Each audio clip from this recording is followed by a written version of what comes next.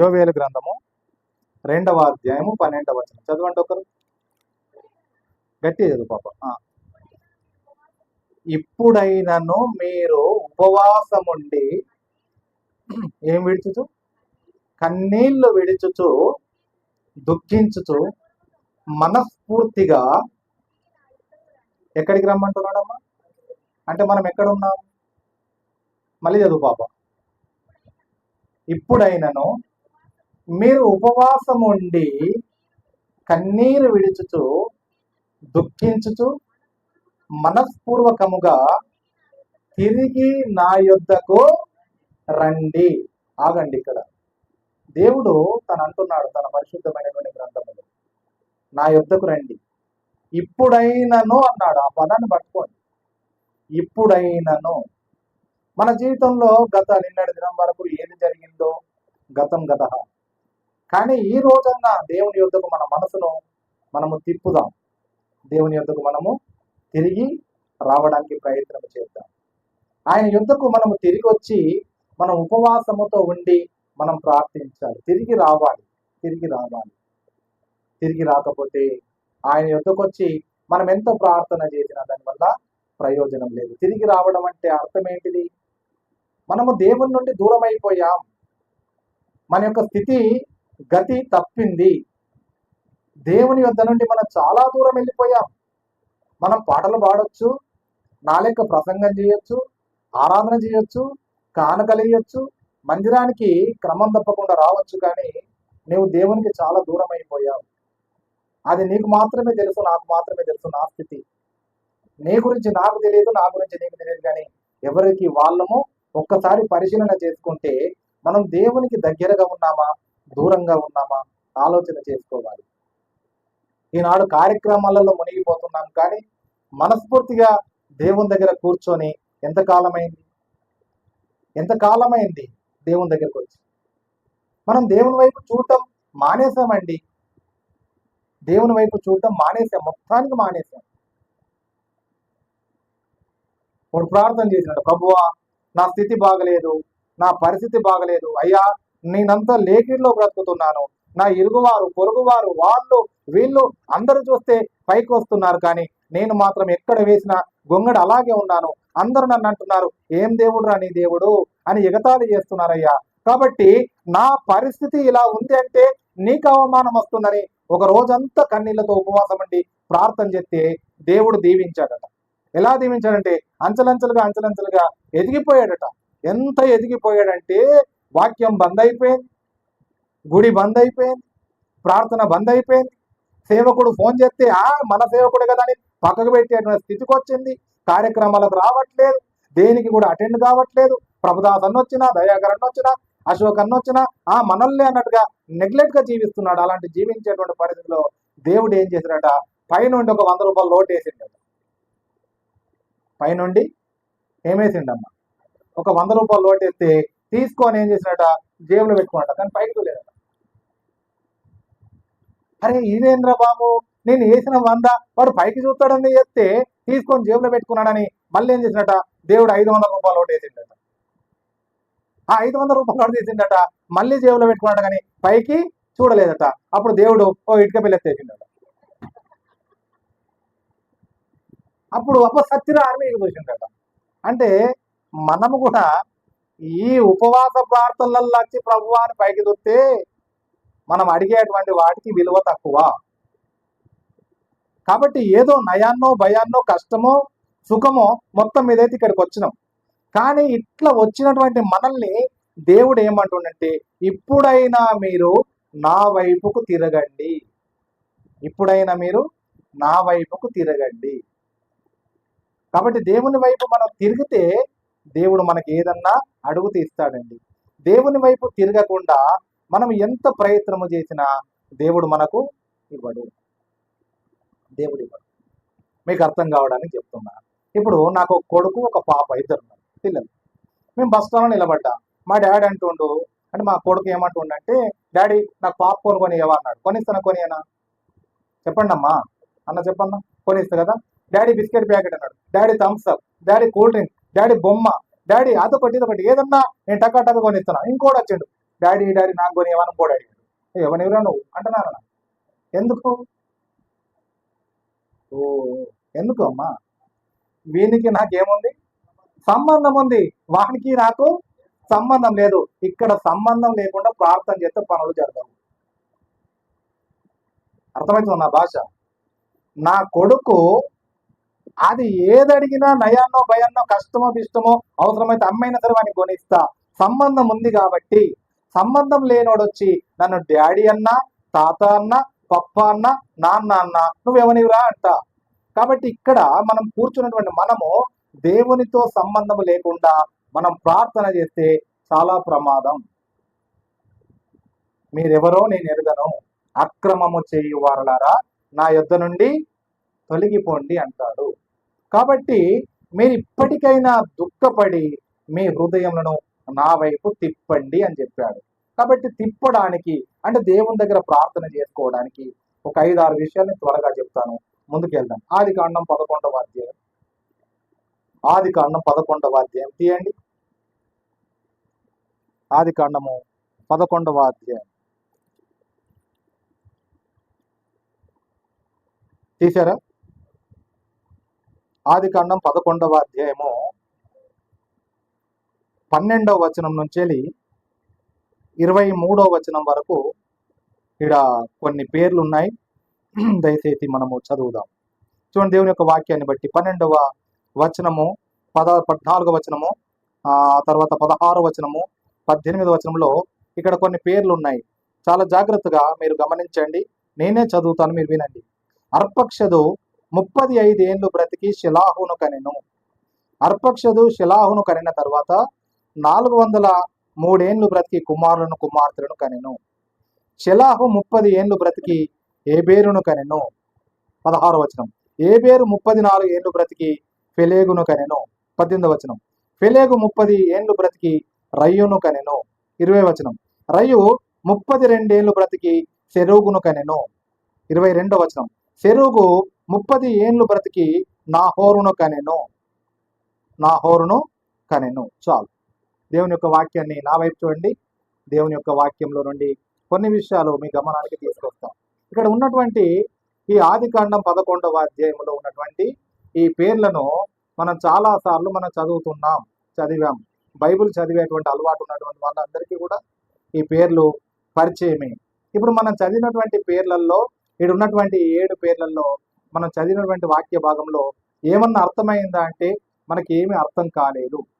కానీ పరిశుద్ధాత్మ దేవుడు ఇక్కడ చాలా విషయాలు రాయించి పెట్టాడు.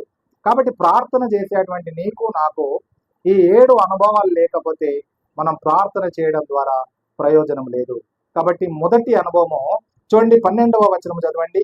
అర్పక్షదు. ఏం పేరమ్మా? అందరానండి. ఏం పేరన్నా? ఏం పేరమ్మా? అర్పక్షదు. అర్పక్షదు అనేటువంటి మాటకు అర్థం ఏంటిదంటే విడుదల. ప్రార్థన చేసేటువంటి నీవు నేను కూడా విడుదల పొందినటువంటి వారమై ప్రార్థించాలి. హల్లెలూయా, హల్లెలూయా. కాబట్టి అర్పక్షదు అనేటువంటి మాటకు అర్థం ఏంటిదంటే విడుదల. కాబట్టి ఇక్కడ చేరి వచ్చినటువంటి మీరు కానీ నేను కానీ పురుషులు కానీ స్త్రీలు కానీ విడిపించబడకుండా దేవుని యొద్దకు వచ్చి మనం ఎంత మాత్రం కూడా ప్రార్థన చేయలేము. కాబట్టి అర్పక్షదు అనేటువంటి మాటకు అర్థం విడుదల. ఇంకా చాలా మంది ఎలాంటి స్థితిలో ఉన్నారంటే విడిపించబడకుండా రకరకాల కట్ట చేత బంధించబడి పాపములో ఉంటూ పాపంలో పొరలాడుతూ దేవుని యొద్దకు వచ్చి ప్రభువా అని అడిగితే దేవుడు తన యొక్క స్వరాన్ని వినిపించడు, మన జీవితంలో కార్యము చేయడు. కాబట్టి విడిపించబడాలి. ఎటువంటి స్థితిలో ఉన్నా ఈ మధ్యాహ్న కాల సమయంలో దేవుని దగ్గర నువ్వు ఇంకా దేని చేతనన్నా బంధించబడితే, దేని చేతనన్నా కట్టివేయబడితే, ఇంకా నీ పాపములు విడిచిపెట్టకుండా, పాపములు మానుకోకుండా, పాపములలో ఉంటూ పాపంలోనే జీవిస్తూ ప్రార్థన చేయొచ్చు, పాపములో ఉండి పాటలు పాడొచ్చు, పాపములోనే ఉండి. కానీ విడిపించబడకపోతే మాత్రము నీవు చేసేటువంటి ప్రార్థనకు దేవుడు జవాబు అనుగ్రహించడు. కాబట్టి అర్పక్షత అంటే విడిపించబడాలి. ఎక్కడికి వెళ్ళి విడిపించబడాలి? చూడండి ఒకసారి లూకాసు వార్త 13వ అధ్యాయం. లూకాసు వార్త 13వ అధ్యాయం 16వ వచనం చదవండి. లూకాసు వార్త 13వ అధ్యాయం 16వ వచనం చదవమ్మా. ఇదిగో 18 ఏండ్ల నుండి సాతాను బంధించిన ఇదిగో 18 ఏండ్ల నుండి సాతాను బంధించిన ఏందట అబ్రహాము కుమార్తె. చాలు చాలు, ఎవరు బంధించారటమ్మా? ఎవరు బంధించారు? నా వైపు మనసు పెట్టండి, మీరు కొంచెం అటు మనసు పోనీయకండి, జాగ్రత్తగా వినండి. మొదటిది, ప్రార్థన చేయాలంటే మనం విడిపించబడాలి. ఇక్కడ రాసి పెట్టుంది, ఇదిగో 18 ఏండ్ల నుండి ఎవరు బంధించారట ఈమెను? ఎవరు బంధించారట? సాతాను బంధించినట. ఒకటి కాదు, రెండు కాదు, 18 ఏండ్ల నుంచి సాతాను తనను బంధించింది. మనల్ని దేన్ని బంధిస్తున్నాయి? మనల్ని చాలా విషయాలు మనల్ని బంధిస్తూ ఉంటుంటాయి. కాబట్టి మనం విడిపించబడాలి. ఇంకా పాపంలో పొరలాడుతూ, పాపంలో జీవిస్తూ, పాపంలో బ్రతుకుతూ మనం ప్రార్థన చేస్తే దేవుడు ఎంత మాత్రం కూడా అంగీకరించడు. కాబట్టి మనం విడిపించబడడానికి ప్రయత్నము చేయాలి. దేవుని దగ్గరకు వచ్చాం, కానీ దేవుని దగ్గరకు వచ్చినటువంటి మనము, బాప్తిసంలో సాక్ష్యం తీసుకున్నటువంటి మనము ఆయన కొరకు బ్రతుకుతున్నాం, ప్రభు బలలో పాలు పొందుతున్నాం. ఇంకా దేవునికి తెలియకుండా రహస్యంగా, సేవకునికి తెలియకుండా రహస్యంగా మనం చేసేటువంటి పాపాలను దేవుడు ఒకరోజు బహిరంగపరుస్తాడు. కాబట్టి ప్రేమటువంటి సంగమా, విశ్వాస నన్ను ఎవరు చూడట్లేదు కదా, నన్ను దొరకబట్టే మొగోడు లేడు అని అనుకుంటున్నావేమో. నేను నీకు విషయం చెప్పున్నా, దావీదు బత్షెబతో పాపం చేసిన తర్వాత దేవుడు అవకాశం ఇచ్చాడు. ఎన్ని నెలల అవకాశం అంటే 9 నెలలు ఇచ్చాడు అవకాశం. ఒప్పుకుంటాడేమో అని. కానీ 9 నెలల దాకా దావీదు దేవుని దగ్గర ఒప్పుకోలేదు. ఆయన అనుకున్నాడు, నేను చేసినటువంటి పాపము ఎవరికి తెలుసు? నేను చేసినటువంటి పాపము నన్ను ఎవరు పట్టుకుంటారు? నేను చేసినటువంటి పాపము ఏ నరమానవుడికి తెలియదు అని అనుకున్నాడు. కానీ 9 నెలల తర్వాత దాదాపుగా నాతాను ప్రవక్తను పంపించి హెచ్చరిక చేశాడు. హెచ్చరిక చేస్తే ఆ తర్వాత దేవుని దగ్గర ప్రాశ్చాత్తాపడి ఒప్పుకున్నాడు. కానీ నేను చెప్పే విషయం మీకు ఏంటిదంటే, బైబుల్ ఉన్నటువంటి ప్రతి ఒక్కరికి దావీదు పాపం చేసిన సంగతి తెలుసా తెలియదా? దేవుడు ప్రపంచానికి తెలియజేశాడు. మనం అవకాశం ఇచ్చినప్పుడు మనం ఒప్పుకోకపోతే, అవకాశం ఇచ్చినప్పుడు మనం సరి చేసుకోకపోతే, అవకాశం ఇచ్చినప్పుడు మనం మారు మనసు పొందకపోతే మన జీవితంలో దేవుడు అవకాశాన్ని తీసివేస్తాడు. కాబట్టి మనకి ఇచ్చినటువంటి అవకాశాన్ని బట్టి మనం ఇక్కడ దేవుని దగ్గరకు వచ్చాం. ఈ ఉదయకాల సమయంలో దేవుని దగ్గర ఇంకా ఏదన్నా రహస్యంగా నీ బ్రతుకులో తెలియకుండా, ఎవరికి తెలియకుండా రహస్యంగా నువ్వు దేంతోనైనా బంధించబడితే ఈ మధ్యాహ్నం దేవుని దగ్గర ప్రార్థన చేయడం కంటే ముందుగా దేవుని దగ్గర ఒప్పుకుందాం. ఏమని ఒప్పుకుందాం? ప్రభు, నిజమేనాయన, నా జీవితంలో ఫలానిది ఉంది కాబట్టి నన్ను క్షమించు అని దేవుని దగ్గర ఒప్పుకోవాలి. తెలుసా, పాపం అంటే ఏదో నరహత్య చేస్తున్నావు, వ్యభిచారం చేస్తున్నావు, లేకపోతే దొంగతనం చేస్తున్నావు, అది కాదండి పాపం అంటే. దేవునికి నీకు మధ్యలో ఏదైతే అడ్డం వస్తుందో అది పాపమే. ఏది అడ్డం వస్తుంది? సెల్ ఫోనా? సెల్ ఫోన్ పొద్దున్న లేస్తే పొద్దుగా దాకా సెల్ ఫోన్ తోనే లేస్తున్నావు, సెల్ ఫోన్ తోనే పడుకుంటున్నావు. కొంతమందికి టీవీ, కొంతమందికి అక్కడిక్కడ అమ్మలకలతో ముచ్చట్లు పెట్టడం, అరుగుల మీద కూర్చోండి, వాక్యం లేదు, ప్రార్థన లేదు. ఇవన్నీ కూడా నిన్ను బంధించాయి. ఈ బంధకాల్లో నిన్ను బయటకు రావాలి. అనంతపురం జిల్లాలో ఒకసారి దొంగతనాలు బాగా జరుగుతున్నాయి.